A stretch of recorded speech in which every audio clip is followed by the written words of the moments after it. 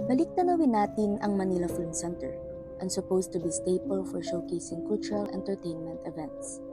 November 17, taong 1981, nang may isang insidente ang nagpabago sa planong ito. Ilan sa 8,000 manggagawa ang namatay sa proseso ng pagtatayo ng film center matapos mag-collapse ang bahagi ng gusali.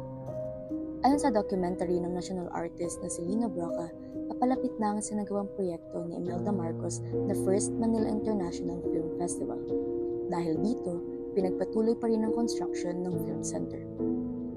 Ngunit dahil sa media blackout noong panahon ng martial law, patuloy pa ring misteryo ang totoong bilang ng mga nasawi sa trahedya. Tanging 7 buhay lang ang kinilala ni Marcos na namatay ayon sa report ng Associated Press noong 1996.